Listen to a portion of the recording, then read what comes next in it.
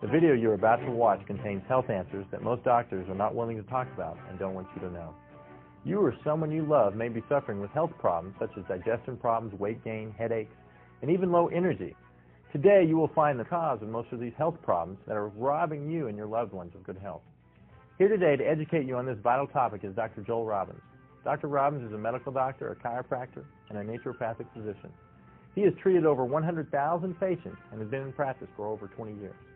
Dr. Joel Robbins has written several books on health and wellness. He lectures around the country and has been a guest on many talk shows. In fact, the United States Air Force called him to Washington to help them improve the health of their pilots. Dr. Joel Robbins is a true living example of someone who walks his talk. At the age of 47, he still looks like he is in his 30s. Please pay close attention now as he shares with you today the major cause of most of you and your family's health concerns. In traditional medicine, and unfortunately in complementary health care, we look at the symptom and we say, all right, with that symptom, this diagnosis, what remedy do we give? Is it a drug? Is it surgery? Is it an herb? Is it colonic therapy, acupuncture? What is it? But we fail to ask the primary question, the basic question, which is, what is the cause? If you have a headache and you go to the doctor, he prescribes aspirin, you take the aspirin, your headache goes away. What would logic tell you as to the cause of your headache? Well, that's simple, aspirin deficiency. And yet, there's no such thing. We do not get a headache due to a salicylic acid deficiency. We haven't asked what the cause is. This is like hearing the fire alarm go off in your home and you run up and find the wires to the fire alarm and cut the wire and think, okay, I don't hear the fire alarm anymore, therefore there's no more fire. That's ridiculous.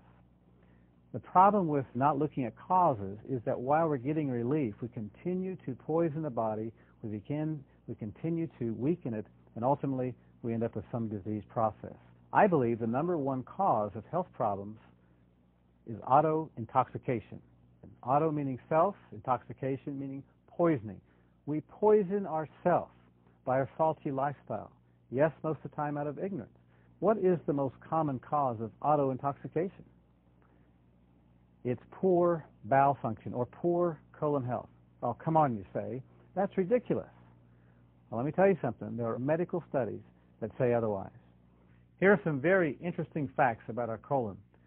The first one comes from Dr. Anthony Bagier, a professor of gastroenterology in New York, concluded after a 25-year study of over 5,000 cases that every physician should realize that the intestinal toxins are the most important primary and contributing causes of many disorders and health problems of the human body.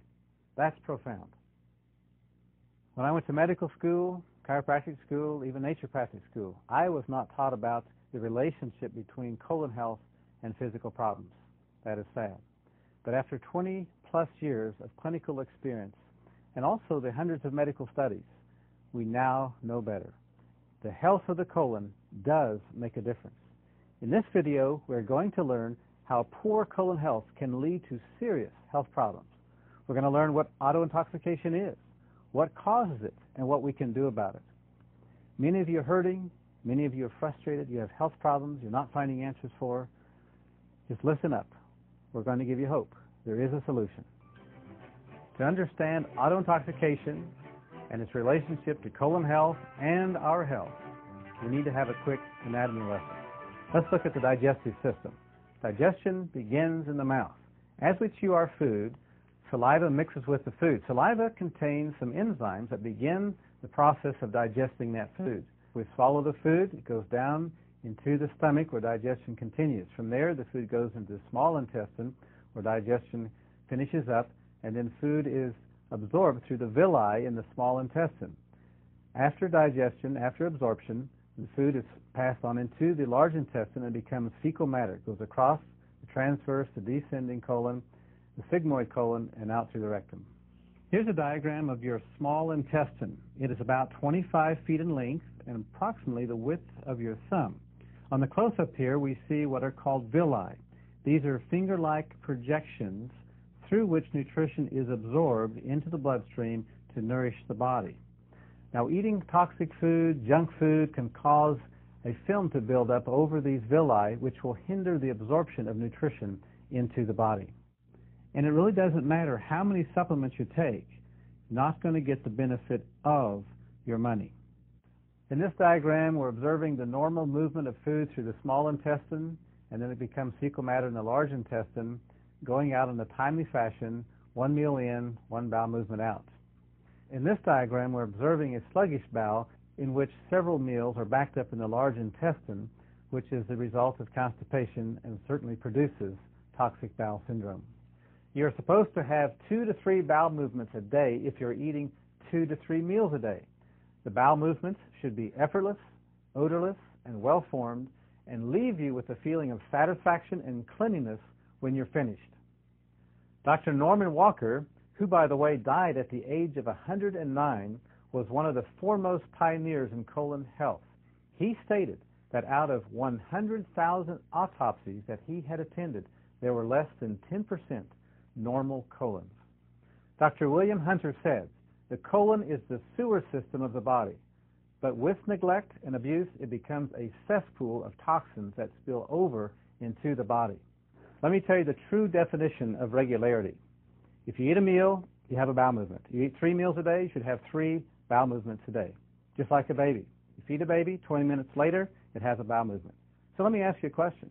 If you're eating 3 meals a day, but you're having just 1 bowel movement a day, or maybe 1 bowel movement every 10 days, as some patients tell me, sometimes once every 2 weeks, believe it or not. Question, what's happening to that food? What's it doing to our body? You're about to find out.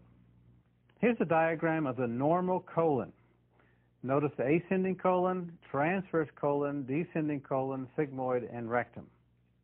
Look at this example of how toxic a colon is. Look at the cross-section of the colon, only leaving a small passageway to eliminate.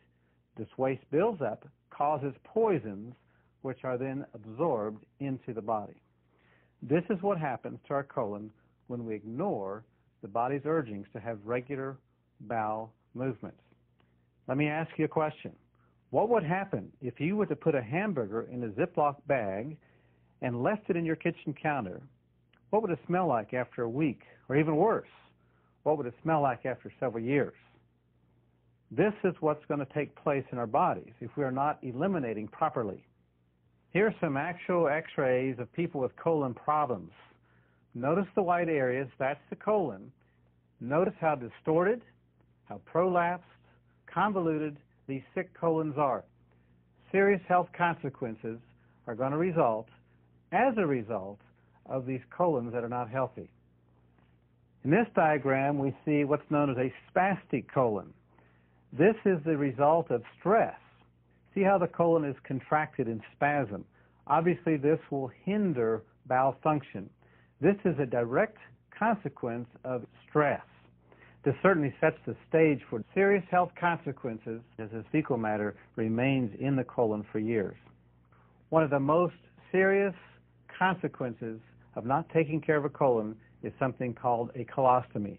And this is where the surgeons remove the colon and the bowel matter passes out through a hole in the abdomen into a sac. Let's spend some time talking about a major health problem in this country, and that of weight problems. According to the Surgeon General, over 61% of the adult population is overweight. That's awful. That's tragic. There are several factors relating to toxic colon that can contribute directly to weight problems. Toxic accumulation in the bowel. As I've said before, the colon can expand up to 5 times its normal size. This swells up because of the toxic waste that's not being eliminated in a timely fashion. This leads to that condition, megacolon. This is the enlarged colon.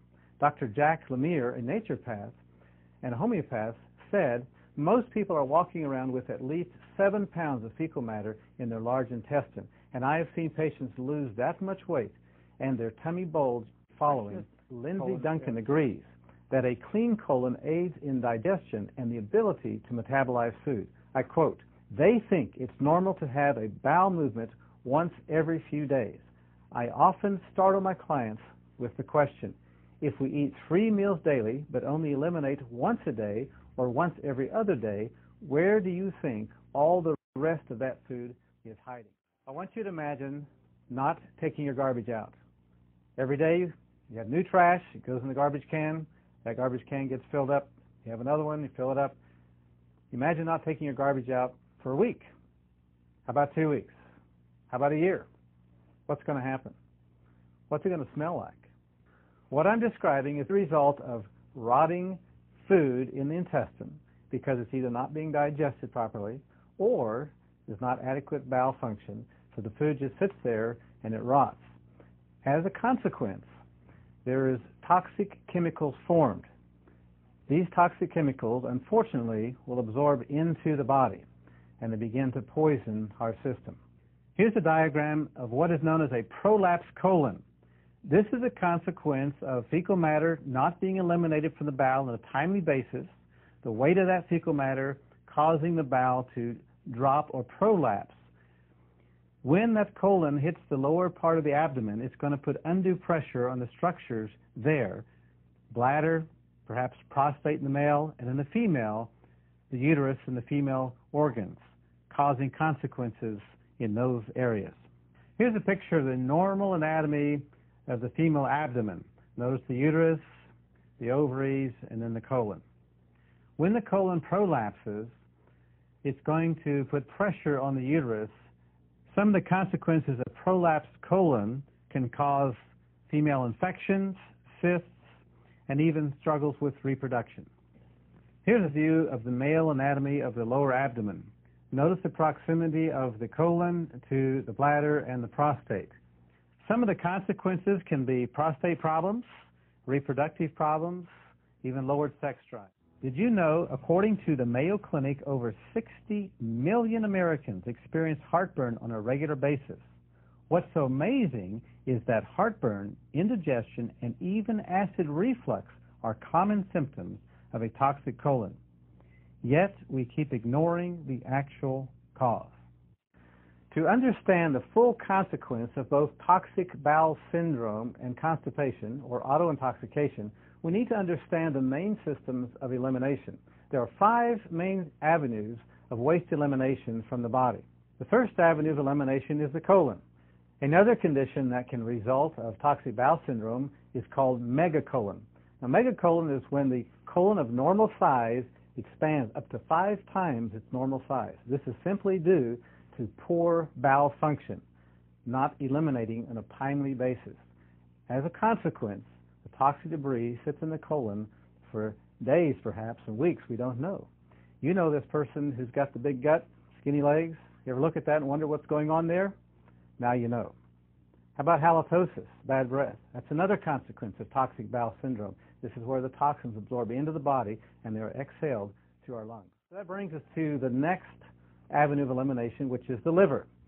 The liver is designed to filter the blood. If the colon becomes plugged up and we have this rotting material, it's got to overflow somewhere. The liver is the first one to get it, and we'll have certain symptoms that can result from that. For example, headaches. This is simply the brain crying out because it doesn't like this toxic blood that the liver is not filtering. Low energy. We can even have memory problems because if the blood is toxic, we don't think as well. Lowered sex drive, cholesterol problems.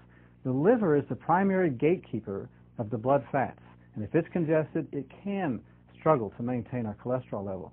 Even joint problems, and the next line of defense is the kidneys.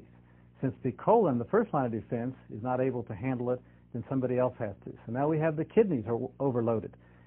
Going to have kidney problems.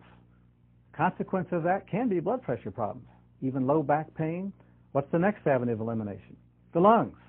The lungs can also get in on the act of having to deal with some of these toxins. We already mentioned bad breath. How about asthma, allergies, even our skin? The skin is one of the largest organs of waste elimination of the body. But if the colon's backed up and the liver's backed up, the skin becomes a release valve for the liver and for the kidneys. And so we're going to have skin problems, all a consequence of poor bowel function. Your question. If you're taking a bath or a shower every day to keep the outside clean, why wouldn't you want to keep the inside clean too? It just makes sense. This whole autointoxication process can lead to premature aging, never mind disease. Remember, we age from the inside out, not the outside in. If you want to stay young and healthy, simply apply the principles of health that I've outlined in this video. As a doctor and being in practice for over 20 years, I can tell you these principles work, and now I am sharing them with you. I apply them myself, and I reap the health benefits. Here I am, age 47, and people still think I'm in my 30s. It does work. The responsibility for your health is up to you. Take that responsibility. No one else can do that for you. Get started on the products. Take the other action steps outlined in this video. You've been armed with the truth. What you do with it is up to you. The choice is yours. Remember, health is a gift. Disease is something that we earn.